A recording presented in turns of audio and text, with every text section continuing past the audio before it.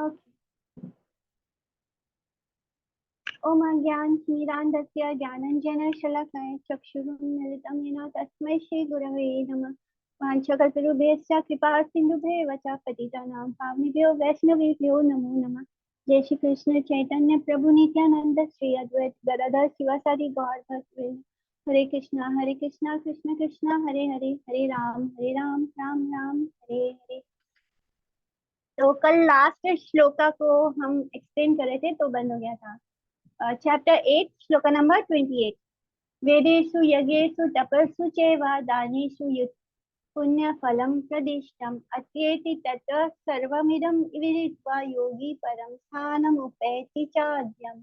तो इस श्लोक का अर्थ ये है कि जो फल हमें वेद पढ़ने से प्राप्त होता है, जो फल हमें यज्ञ करने से प्राप्त होता है, जो फल हमें तप करने से प्राप्त होता है, और जो फल हमें दान करने से प्राप्त होता है, जो फल हमें कर्म योगा करने से प्राप्त होता है, ज्ञान करने से प्राप्त होता है, वो सब चीजों का फल हमें सिर्फ भक्ति करने से प्राप्त हो जाता है। यानी भक्ति योगा, जो भक्ति योगी होता है वो इन सब चीजों का फल प्राप्त कर लेता है सिर्फ केवल भक्ति करने से, यानी प्योर भक्ति करने से। तो यही था इस श्लोक का अर्थ। और यही बताया गया है। तो इस चैप्टर में हमने जाना कि कैसे जब भक्ति ज्ञान मिश्रित होती है, योग मिश्रित होती है, तब वो पॉल्यूटेड होती है, यानी वो कॉन्टेमिनेट होती है, वो प्योर नहीं होती। लेकिन क्योंकि उसमें भुक्ति की इच्छा होती है, मुक्ति की इच्छा होती है, तो ये भुक्ति और मुक्ति क्या है, ये भी अनर्थ है। तो इस अनर्थ से हमें बाहर निकलना है। तो ये कैसे पॉसिबल होगा? जब हम भजन करेंगे, जब हरि नाम करेंगे, तब हम इन अनर्थों से भी मुक्त हो जाएंगे। तो सिर्फ ज्ञान मिश्रित भक्ति से, योग मिश्रित भक्ति से हम कृष्ण को नहीं प्राप्त कर सकते। इसको भी अनर्थ कहा गया है। तो हमें किससे भक्ति कृष्ण प्राप्त होंगे? वो विशुद्ध तत्व, यानी केवल भक्ति करने से, 1.8 भक्ति करने से। तो इस तरह हम चैप्टर 8 को का ये एसेंस था कि हमें सब मतलब लास्ट में भगवान ने इसको स्थापित कर दिया कि सिर्फ भक्ति ही सबसे ऊपर है। तो इस तरह चैप्टर 8 यहाँ पे एंड होता है। And then today we start chapter 9, Rajguhya yoga. यानी योगा, वो योगा जो बहुत ही मोस्ट कॉन्फिडेंशियल है, गुह्यतम। श्री भगवान उवाच इदं तु ते गुह्यतमं प्रवक्ष्याम्यन्य सूय ज्ञानं विज्ञान सहितं यज् ज्ञात्वा मोक्ष्यसे अशुभात्। यानी भगवान बोल रहे हैं कि हे अर्जुन, क्योंकि तुम नॉन एनवियस, यानी तुम्हारे अंदर किसी से ईर्ष्या नहीं है, तुम्हारे अंदर तुम किसी से ईर्ष्या नहीं करते हो, इसलिए मैं तुम्हें ये बहुत ही कॉन्फिडेंशियल नॉलेज, गुह्यतम जो ज्ञान है, वो तुम्हें देने जा रहा हूँ।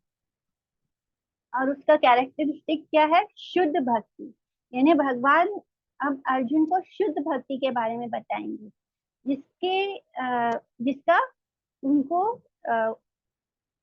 माने भगवान साक्षात उसको डायरेक्ट रियलाइजेशन दे रहे, डायरेक्टली उसको बता रहे हैं कि ज्ञानम विज्ञान सहितम, यानी ये शुद्ध भक्ति क्या है। और ये ज्ञान प्राप्त करने के बाद जब हम चैप्टर 9 पहुंचते हैं, और यहाँ पे जब ज्ञान की बात हो रही है, तो वो ज्ञान शुद्ध ज्ञान की बात हो रही है।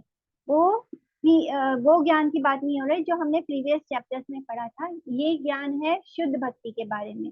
तो ये 3 गुणों के ऊपर है, निर्गुण है। तो इस बारे में, इस ज्ञान को जब हम प्राप्त करेंगे, तो हम इस संसार के जो मटेरियल मिजरीज है, जो हमारे दुख है, तकलीफ है, परेशानियां हैं, वो हमेशा के लिए खत्म हो जाएंगे। तो जो ये 9th चैप्टर है, ये जो 9th चैप्टर है, वो हमें भगवान के ऐश्वर्य के बारे में ज्ञान देता है।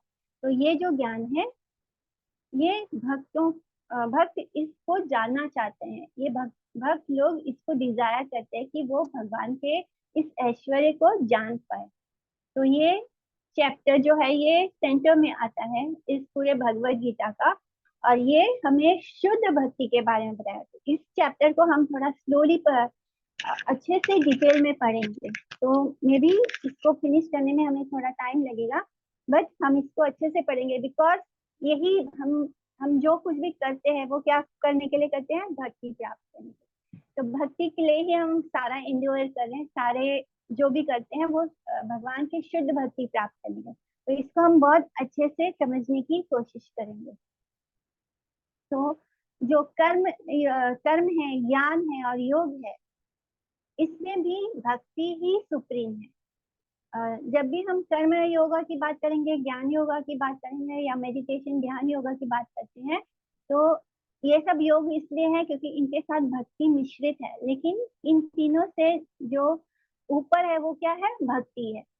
तो भक्ति दो तरह की होती है, एक प्रधानीभूता और एक केवला। प्रधानीभूता भक्ति यानी जिसमें कि जैसे कर्म योगा हो गया, कर्म मिश्रित भक्ति, ज्ञान योगा, ज्ञान मिश्रित भक्ति, योग मिश्रित भक्ति। तो इसमें कर्म, ज्ञान और योग मिश्रित होता है, तो वो क्या हो जाता है, प्रधानीभूता भक्ति।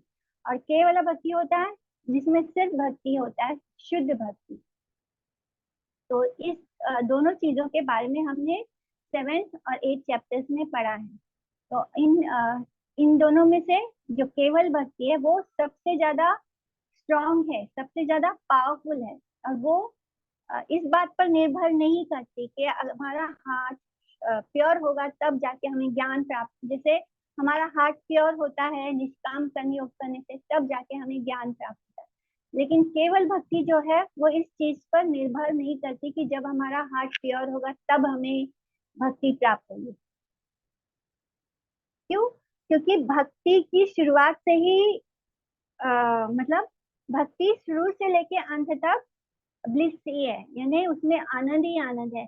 और वो इस बात पे निर्भर नहीं करती कि जब हम बहुत शुद्ध हो जाएंगे तभी भक्ति कर सकते। हम किसी भी मोमेंट में, कहीं कभी भी, किसी भी एज में, किसी भी समय हम भक्ति स्टार्ट कर सकते हैं। तो इसलिए यहाँ पे हम जानेंगे कि जो केवल भक्ति है वो सबसे सुप्रीम है। और जो भगवान का के ऐश्वर्य का जो ज्ञान है वो सिर्फ हमें केवल भक्ति से ही प्राप्त होगा। तो यहाँ पे जिस ऐश्वर्य की बात हम कर रहे हैं कि भगवान के ऐश्वर्य क्या है, तो यहाँ पे हम भक्ति से रिलेटेड ऐश्वर्य की बात कर रहे हैं। तो इस बारे में, इस भगवान के इस ऐश्वर्य यानी भक्ति के बारे में जो कुछ भी है वो इस 9th चैप्टर में, जो मिडल के जो 8 चैप्टर्स हैं, यानी चैप्टर 6 से चैप्टर 13 तक, वो भगवत गीता का एसेंस है। और उसमें सिर्फ भगवत गीता नहीं, जितने भी वैदिक लिटरेचर्स है उन सब का एसेंस हमें चैप्टर 6 से लेके चैप्टर 13 तक, ये पूरा जो 6 चैप्टर है ये भक्ति में डील करता है। तो यही भगवत गीता का भी एसेंस है। और जितने भी वैदिक लिटरेचर है, जितने भी वैदिक हैं, उन सब का जो सार है वो ये 6 चैप्टर्स है। और इन 6 चैप्टर्स के मध्य में जो आता है वो है चैप्टर 9 और चैप्टर 10। तो ये जो मिडिल के जो 2 चैप्टर है ये पूरे भगवत गीता और सारे वेदों का सार है, यानी सबसे गुह्यतम है, सबसे कॉन्फिडेंशियल है। इसमें भगवान ने भक्ति पूरा, कैसे भक्ति क्या है उसके बारे में पूरा बताया। तो भगवान इस सब्जेक्ट को आगे जो आने वाले 3 श्लोक है उसमें वो उसको एक्सप्लेन करेंगे। तो ज्ञान जो है वो लिबरेशन देता है, जैसे कि 2nd और 3rd चैप्टर में बताया था। और ज्ञान 2nd और 3rd चैप्टर में जो हमें ज्ञान के बारे में बताया गया था, जो लिबरेशन देता है, मुक्ति देता है, वो गुह्यम है, यानी वो कॉन्फिडेंशियल। फिर 7th और 8th चैप्टर में भगवान ने वो भागवत तत्व का ज्ञान दिया, जिससे कि हम भगवान के बारे में जान सके, यानी भगवान का विज्ञान क्या है, भगवान के बारे में सब कुछ बताया गया। तो उससे क्या होता है कि उसको कहा गया है कि भक्ति तत्व, और ये भक्ति तत्व क्या है, गुह्य तत्व। और फिर उससे भी ज्यादा कॉन्फिडेंस, यानी ये गुह्यम था, 2nd and 3rd chapter was गुह्यम यानी कॉन्फिडेंशियल। उससे भी ज्यादा कॉन्फिडेंशियल हो गया जो चैप्टर 7th और 8th है, यानी गुह्यतर, क्योंकि उसमें भगवान के बारे में था। पहला जो 2 चैप्टर था उसमें जीव कौन है, हम सब आत्मा है, इस बारे में बताया गया, तो वो कॉन्फिडेंस गुह्यम था। उसके बाद भगवान के बारे में बताया गया 7 और 8 में, तो वो गुह्यतर हो गया। एंड देन जो चैप्टर 9 है वो शुद्ध भक्ति पे डील करता है, तो उसको कहा गया है गुह्यतम। तो ये गुह्यतम ज्ञान है, द मोस्ट कॉन्फिडेंशियल नॉलेज। हाँ, तो भगवान ने अभी बोला अर्जुन को कि बिकॉज यू आर नॉन एनिमियस, यानी तुम्हें किसी से ईर्ष्या नहीं होती है, इसलिए मैं तुम्हें ये ज्ञान दे रहा हूँ भक्ति के बारे में। तो ये एक कंडीशन है, जिसे कृष्ण बोल रहे हैं कि जब तक कि हमारे अंदर अफेक्शन ना हो, अ, सारे माने हम जब तक नॉन एनवियस नहीं हो जाते, जब तक हमारे अंदर किसी से ईर्ष्या होती है, तब तक हम इस ज्ञान को प्राप्त करने के लिए एलिजिबल नहीं है। जब हमारे अंदर किसी के प्रति कोई ईर्ष्या नहीं होती, तब भगवान हमें ये ज्ञान देते हैं। तो भगवान अब बोल रहे हैं कि मैं तुम्हें इस बारे में जो इंस्ट्रक्शन दूंगा वो तुम्हें डायरेक्टली मेरे बारे में बताएंगे, यानी इस भक्ति योगा के बारे में जब कृष्ण बताएंगे तो उससे हम भगवान के साथ डायरेक्टली कनेक्ट हो पाएंगे, हमें लॉन्ग प्रोसेस के थ्रू नहीं जाना पड़ेगा, और हम अपने जीवन में जितने भी अशुभ चीजें हैं उससे मुक्त हो जाएंगे। क्योंकि हमारे लाइफ में हमने जितने भी सिंफुल जो भी पाप किए हैं, जो भी सिंफुल रिएक्शंस हैं, जब हम उसको भोगते हैं तो वो हमारी भक्ति के लिए अनफेवरेबल होता है, यानी भक्ति मार्ग उससे कठिन हो जाता है। तो लेकिन जब हम डायरेक्टली भक्ति करना शुरू करते हैं तो वो जो कुछ भी जो अशुभ था वो खत्म होने लगता है, वो सारे ऑब्स्टेकल्स से अ, इस नॉलेज से वो सारे ऑब्स्टिकल्स अपने आप खत्म हो जाएंगे। यानी जब हम भक्ति करना शुरू करते हैं तो हमारे लाइफ में जितने भी ऑब्स्टिकल्स आते हैं जो हमें कृष्ण तक पहुंचने से रोकते हैं, वो अपने आप ही भक्ति करते करते दूर होते जाते हैं। हमारे लाइफ के मटेरियल प्रॉब्लम्स भी सॉर्ट आउट होने लगते हैं, मटेरियल मिजरीज भी अपने आप खत्म होने लगते हैं। बिकॉज अगर हम भक्ति कर रहे हैं और हमारे पास मटेरियल मिजरीज भी है तो हम परफेक्टली कंसंट्रेट नहीं कर पाएंगे। इसलिए जब भक्ति स्टार्ट होती है तो सारे ही प्रॉब्लम सॉर्ट आउट होना शुरू हो जाते हैं। तो इस तरह भगवान हमें बता रहे हैं। ज्ञान जैसे कि ये श्लोक आता है श्रीमद् भागवतम में। तो ज्ञानम परम गुह्यम में यद विज्ञान समन्वितम सरहस्यम तद अंगांचा गृहान गदितम मया, यानी मेरे बारे में जो नॉलेज है वो एब्सोल्यूट है, यानी वो बहुत ही कॉन्फिडेंशियल है, गुह्यम है। उसके 4 डिवीजन है, यानी ज्ञान, विज्ञान, रहस्य और तदंग प्रधान। तो ज्ञान क्या है? वो भगवान का स्वरूप है। विज्ञान क्या है कि भगवान को हम कैसे प्राप्त कर सकते हैं, रियलाइजेशन कि भगवान कौन है। रहस्य क्या है? प्रेम व भक्ति, यानी ये सबसे रहस्य भक्ति के मार्ग में रहस्य क्या है कि हमें प्रेम भक्ति प्राप्त करना है। और तद अंग प्रधान यानी साधना भक्ति उसका रास्ता है। प्रेम को प्राप्त करने का रास्ता क्या है? साधना भक्ति। तो जीव जो है, जो भगवान को अपनी छोटी बुद्धि के कारण नहीं समझ पाते, वो इसको मेरी कृपा से प्राप्त कर सकते हैं। और ये मेरे स्वरूप का ज्ञान और जो विज्ञान है, मेरे साथ जो रिलेशनशिप जुड़ता है भक्तों के अंदर भक्ति करने से वो, और जीव जो है वो मेरे रहस्य क्या है? प्रेम को प्राप्त करना। और जो प्रधान है यानी ज्ञान का जो अंग है, वो मेरे स्वरूप कैसा है उसके बारे में जानना, उसमें क्या भगवान के स्वरूप के क्या गुण है, ये होता है ज्ञान का अंग। तो ये जो नॉलेज है ये इटर्नल है, शाश्वत और कॉन्फिडेंशियल यानी गुह्यम है। तो जो डिफरेंस है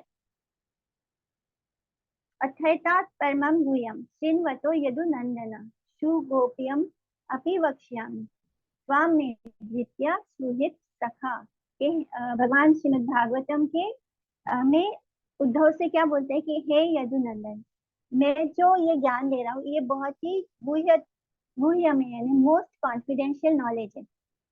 इतना कॉन्फिडेंशियल है, लेकिन मैं तुम्हें ये इसलिए बोल रहा हूँ क्योंकि तुम मेरे सर्वेंट हो और मेरे वेल विशिंग, बहुत हमारा जो वेल विशर होता है, जो हमारे लिए अच्छा सोचता है, जिसके मन में जो हम जो हमारा भला सोचता है, भगवान इसलिए उसको ये ज्ञान दे रहे। तो सेम चीज अभी उन्होंने अर्जुन को बोली थी, एंड सेम चीज वो उद्धव गीता में उद्धव को भी यही बोलते हैं। तो ये इसका क्राइटेरिया है कि हमारे अंदर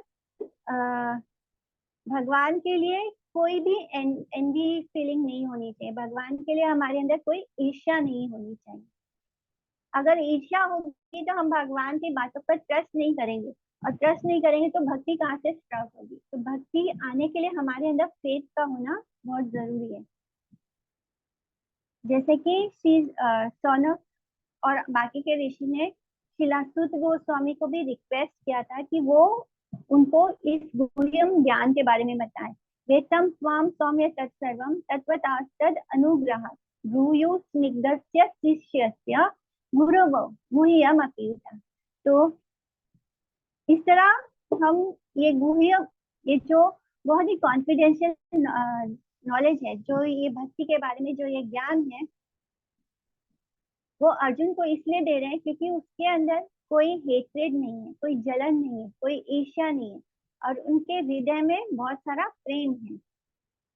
तो इसलिए गुह्यतम ज्ञान यानी ये ज्ञान किसी तत्वज्ञ गुरु से, यानी जो बहुत ही बोनाफाइड स्पिरिचुअल मास्टर होता है, उसके थ्रू ही डिसाइपल हो जाता है। यानी जो गुरु परंपरा से आते हैं, जो गुरु बोनाफाइड होते हैं, जो रियल में गुरु होते हैं, उनसे ही ये प्राप्त किया जा सकता है। भगवान भागवत उपासना तत्व, यानी भागवत उपासना तत्व का मतलब होता है कि प्रिंसिपल ऑफ वर्शिपिंग भगवान, इन्हें भगवान की उपासना कैसे करनी। तो ये वेदांत का एसेंस है, वेदांत का सार है, और ये बहुत ही कॉन्फिडेंशियल है। यानी भगवान की उपासना कैसे करनी है, ये हाईली कॉन्फिडेंशियल है। और इसी तरह पूर्व में भगवान ने श्वेताश्वतर ऋषि को उनके हाथ में इस ज्ञान को प्रकाशित किया था। उनकी उन्होंने उन्होंने जिस तरह से भगवान की सेवा की थी, जिस तरह से उनकी उपासना की थी, उससे प्रसन्न होकर भगवान ने उनको अपने तत्व का दर्शन कराया था। इसलिए ये जो शुद्ध भक्ति का जो इंस्ट्रक्शन है, ये जो ज्ञान है, ये सिर्फ एक सोबर सन यानी एक बहुत अच्छा पुत्र हो उसे, या फिर एक बहुत अच्छा शिष्य हो जो भगवान का भक्त हो, सिर्फ उसे ही दिया जा सकता है। और किसी को नहीं देना है ये ज्ञान, और किसी को नहीं देना है। भले आप किसी को इसलिए ये ज्ञान नहीं दे सकते क्योंकि आप उस इंसान को पसंद करते हैं। उस इंसान के अंदर वो गुण होना चाहिए, वो उस ज्ञान को प्राप्त करने के लिए एलिजिबल होना चाहिए। अगर किसी किसी के अंदर जलन है, ईर्ष्या है, प्रेम नहीं है, तो हमें उसको ये ज्ञान नहीं देना है, भले ही आप उसको कितना भी पसंद करते हो। तो श्रुति में आता है कि जो साधक है, जिस उसके हृदय में ये ज्ञान प्रकाशित होता है,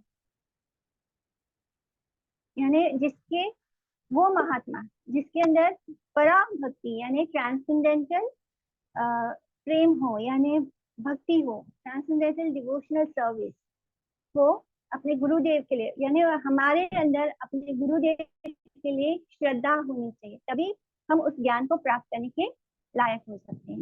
राज विद्या राजगुह्यम पवित्रम इदम उत्तमम प्रत्यक्षवागमम धर्म्यम सुसुखम कर्तुम अव्ययम। एंड दिस ज्ञान, ये जो ज्ञान है, ये सारे ज्ञानों का राजा है।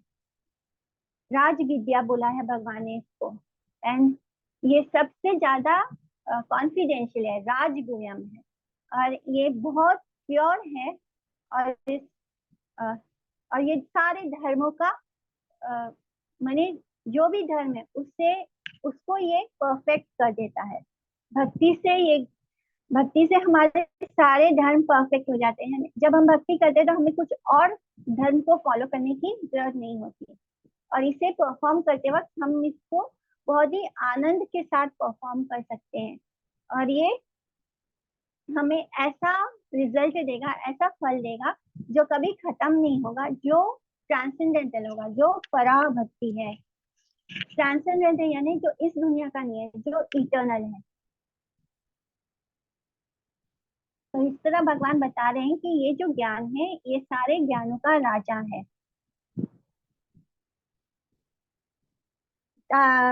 मैंने अलग अलग तरह के ज्ञान है कि हमें कैसे पढ़ना है, कैसे वर्शिप करना है, लेकिन भक्ति जो है इन सब ज्ञानों की राजा है।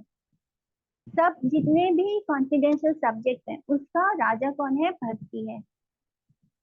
एंड इसका मतलब ये हो गया जो भक्ति है वो सबसे ज्यादा कॉन्फिडेंशियल है, सबसे ज्यादा गुह्यम है।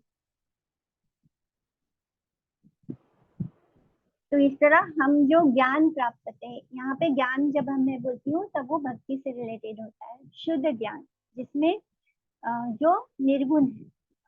इसके प्रीवियस में जो हमने ज्ञान पढ़ा था वो सब 3 गुणों के अधीन था। तो ज्ञान बने भक्ति का ज्ञान, विज्ञान बने भगवान को समझने का जो ये रियलाइजेशन है वो। और ये इस तरह भक्ति जो है इन सब के राजा है। तो जितने भी हमारे सिंपल हम जितने भी पाप करते हैं उसके प्रायश्चित भक्ति से हो जाता है, यानी हमें अलग से प्रायश्चित करने की भी जरूरत नहीं है। इस तरह हमें पता चलता है कि भक्ति बहुत प्योर है। जो ज्ञान है भक्ति का, ये जब हम ये जानते हैं कि हम ये शरीर नहीं आत्मा है, तो इस ज्ञान से भी ज्यादा शुद्ध और प्योर क्या है? भक्ति का ज्ञान है। श्रीपाद मधुसूदन सरस्वती क्या बोलते हैं कि भक्ति जो है वो बस हम जैसे एक पलक झपकते हैं, तो पलक झपकने में ही भक्ति हमें हमारे सारे पापों से मुक्त कर सकती है। यानी हमें जो सूक्ष्म शरीर है, जो हमारा ग्रॉस बॉडी है, जो सटल बॉडी है, सटल शरीर में जो अभी हमने पाप किए हैं इस शरीर से, मन से, बुद्धि से, और बहुत सारे यानी हजारों लाइफ टाइम्स बीत गए होंगे, हमने इतने पाप किए होंगे, वो सब कुछ, और वो सब कुछ एक ब्लिंक में खत्म हो जाता है जब हम शुद्ध भक्ति करते हैं। और इस पाप का कारण क्या है? इग्नोरेंस, यानी हमें हमारी अज्ञानता, और भक्ति से वो अज्ञानता भी खत्म हो जाती है, जिससे कि हम दोबारा वो पाप ना करें। तो इस तरह हमें पता चलता है कि भक्ति जो है वो सबसे ज्यादा प्योर है और हम सबको पवित्र करने वाली है। प्रत्यक्ष अवागम, यानी इसे प्रत्यक्ष इमीडिएटली हम भक्ति को महसूस कर सकते हैं। जैसे कि श्रीमद् भागवतम में आता है कि भक्ति प्रवेशानुभवो विरक्ति अन्यत्र चैसा त्रिका एका काला प्रपद यमनास्य यथस्नता स्युः तुष्टि पुष्टि शुद्ध अपायो नुहसम। यानी जैसे कि जब हम खाना खाते हैं तो उससे क्या होता है, हम खाना खा रहे होते हैं तो इमीडिएटली हमें जैसे हम खाना मुंह में डालते हैं तो उसे टेस्ट करने से हमें क्या मिलता है? सुख मिलता है, आनंद मिलता है। और खाना खाते खाते जब वो पेट में जा रहा होता है तो हमें साथ ही साथ हम नरिशमेंट भी मिल रहा है, पुष्टि भी मिल रही है, और पुष्टि भी मिल रही है हमारा। और उसके बाद हमारा जो शुदा है, यानी हमारा जो भूख है वो भी खत्म हो रहा है। तो ये सब चीज कैसे हुआ? बस खाना मुंह में, एक गिलास मुंह में गया और ये तीनों चीज ऑटोमेटिकली एक साथ हो गई। इसी तरह भक्ति जो है, जैसे हम भक्ति स्टार्ट करते हैं उससे हमारे सारे पाप नष्ट हो जाते हैं, हमें सुख और आनंद भी प्राप्त होने लगता है, ब्लिस भी प्राप्त होता है। यानी हमें आनंद भी एक साथ प्राप्त हो रहा है और एक साथ हम उस पाप को हम अपने पापों को भी नष्ट कर रहे हैं। तो भक्ति का इतना गुण है, इतना महिमा है कि हमें अलग से कुछ और करने की जरूरत नहीं है। तो हम एक साथ, जैसे खाना खाते हुए हम तीन चीज कर रहे होते हैं। एक तो हमें खाना खाने का आनंद प्राप्त हो रहा है, दूसरा हमें तुष्टि मिल रही है, पुष्टि मिल रही है, और हमारा क्षुधा यानी हमारी भूख भी खत्म हो रही है। तो इस तरह भक्ति हमें बहुत कुछ एक साथ दे देती है। यानी हमें भक्ति करने से कर्तुम सुखम, यानी भक्ति करने से हमारे मिजरीज भी खत्म हो जाते हैं। मटेरियल वर्ल्ड का जो हमें तकलीफ है, परेशानी है, वो खत्म हो जाती है। हमने जो पाप किया है वो पाप खत्म हो जाता है, एंड साथ ही साथ उसी वक्त उसी क्षण से हमें आनंद भी प्राप्त हो जाता है। तो ये होता है केवल भक्ति का गुण। क्योंकि केवल भक्ति जो है वो निर्गुण है, वो तीन गुणों से ऊपर है, और जो जो शुद्ध भक्ति करता है वो व्यक्ति भी तीन गुणों से ऊपर हो जाता है। तो जैसे कि पवित्रम इदम उत्तमम कहा गया है इस श्लोक में। तो जितने भी माने ये हमें पवित्र कर देता है। जितने भी पाप हैं वो जब हम प्रायश्चित करते हैं, जब हम ये दान करते हैं, जब हम यज्ञ करते हैं, जब हम तप करते हैं, उससे भी हमारे पूरे पाप खत्म नहीं होते। यानी यहाँ तक कि हम तपस्या करें, ब्रह्मचर्य व्रत का पालन करें, तब भी चांस रहता है कि हमारे जो पाप है वापस से आ जाए। यानी हम तब भी पूरी तरह से, क्योंकि हमारे अंदर शुद्धता नहीं आती, हमारे अंदर पाप करने की वृत्ति नहीं खत्म होती। हम प्रायश्चित तो करते हैं, लेकिन वो पाप करने का वृत्ति जो होता है, पाप करने की जो इच्छा है वो खत्म नहीं होती, जिससे कि पाप दोबारा हो सकता है हमसे। और शास्त्र ये बोलते हैं, श्रीमद् भागवतम बोलता है कि जब हम केवल भक्ति करते हैं, जब हम केवल भक्ति माने अनअलॉयड भक्ति, यानी जिसमें कुछ भी मिश्रित नहीं है, जो एकदम शुद्ध है, वो भक्ति जब हम करते हैं तो हमारे सारे पाप कंप्लीटली डिस्ट्रॉय हो जाते हैं, पूरी तरह से खत्म हो जाते हैं। क्योंकि भक्ति करने के लिए, भक्ति से हमारे अंदर ऑटोमेटिकली प्योरनेस आ जाता है। भक्ति इतनी प्योर है कि वो हमें प्योरीफाई कर देती है, और हमारे अंदर जो पाप करने की वृत्ति है वो भी नष्ट हो जाती है, जिससे कि हमने जो भी पाप किया है वो कंप्लीटली डिस्ट्रॉय हो जाता है, खत्म हो जाता है। यहाँ तक कि पाप का जो जड़ होता है वो भी खत्म करने का वो भी खत्म हो जाता है केवल भक्ति से। हमारे अंदर पाप करने की इच्छा भी खत्म हो जाती है। यानी ये कितना प्योर करता है हमें। और ये जो प्रोसेस है ये प्रायश्चित करने से पॉसिबल नहीं होता, ब्रह्मचर्य व्रत का पालन करने से भी पॉसिबल नहीं होता, तपस्या करने से भी पॉसिबल नहीं होता है, क्योंकि इसमें हम फोर्स कर रहे होते हैं अपने आप को। लेकिन भक्ति में हम खुद को फोर्स नहीं करते, वो ऑटोमेटिकली हम कृष्ण के लिए करते हैं। तो इस तरह केचित केवल भक्त्या वासुदेव परायण, कि ओनली बाय केवला भक्ति, यानी ओनली बाय प्योर भक्ति हम अपने सारे पापों को जड़ से इरेडिकेट कर सकते हैं, जड़ से खत्म कर सकते हैं। ना थता ही अघावान राजन हुयता तपा आदि भी, यानी ऑल सिन, जितने भी पाप हैं वो बस कृष्ण की सेवा करने मात्र से, या कृष्ण के जो रिप्रेजेंटेटिव होते हैं, वो कौन होते हैं, जो हमारे गुरुदेव होते हैं, वो कृष्णा को रिप्रेजेंट करते हैं। तो जब हम अपने गुरुदेव की सेवा करते हैं तो उससे ही हमारे सारे पाप अपने आप खत्म हो जाते हैं। फिर भक्ति रसामृता सिंधु में भी आता है कि जो केवल भक्ति का जो फर्स्ट कैरेक्टरिस्टिक है वो क्या है, क्लेशाग्नि, यानी वो हमारे को ही नष्ट करता है। क्लेशाग्नि मतलब होता है कि भक्ति जो है वो हमारे सारे पापों को, सारे क्लेश को खत्म करती है। यहाँ तक कि पाप का जो बीज है उसे खत्म करती है, जो हमारी अविद्या है, इग्नोरेंस है, उसे खत्म करती है। जो प्रारब्ध कर्म है, जैसे ही हम जन्म लेते हैं तो हमारे प्रारब्ध कर्म शुरू हो जाते हैं। इसलिए मैंने आप लोग को पहले ही बोला था कि वो सारे स्टार्टिंग के जो हमने कृष्णा की ओर कोर्स में जो स्टार्टिंग के 4-5 क्लास लिए थे, उसे मैंने दोबारा आप लोगों को देखने के लिए बोला था। तो इस बारे में मैंने उसमें सब बताया है। तो जो प्रारब्ध कर्म है वो भी नष्ट हो जाता है भक्ति से। जो अप्रारब्ध कर्म है, जो नेक्स्ट बर्थ में हमें मिलने वाला है, जिसका फल अभी नहीं हुआ है, वो भी खत्म हो जाता है। यानी जो आगे मिलने वाला है वो भी खत्म हो जाता है। तो पद्म पुराण का ये श्लोक हम लोग ने भी था ग्रुप में। अप्रारब्धम फलम पापम कूटम बीजम बीजम फलोन्मुखम क्रमेणैव प्रलीयते विष्णु भक्ति रतात्मा। केवल विष्णु भक्ति करने से अप्रारब्ध खत्म हो जाता है, पाप फलने वाला जो पाप है वो खत्म हो जाता है, कूटम जो कूट है, जो अभी बीज भी नहीं है वो भी खत्म हो जाता है, जो अभी फल मिलने वाला है वो खत्म हो जाता है, यानी सब खत्म हो जाता है सिर्फ केवल भक्ति करने से, यहाँ तक कि प्रारब्ध भी खत्म हो जाता है।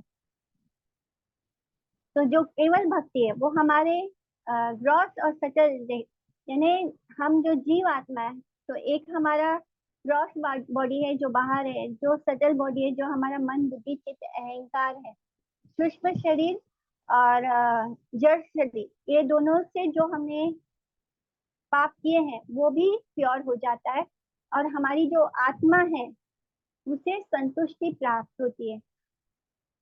आत्मा ययात्मा सुप्रसिद्धति, यानी ये श्रीमद् भागवतम में आता है कि जो आत्मा रामश्चा मुनय, भक्ति जो है वो हमें आनंद देती है। जैसे हम कृष्ण की सेवा करना शुरू करते हैं हमारे अंदर आनंद भी आ जाता है। तो उससे क्या होता है कि कुछ लोग कैसे होते हैं, वो आत्माराम टाइप होते हैं, यानी वो अपने आप में ही सेटिस्फाई होते हैं। तो ऐसे जो आत्माराम होते हैं वो सेवा नहीं करते, वो कुछ भी नहीं करते, वो बस ध्यान में रहते हैं।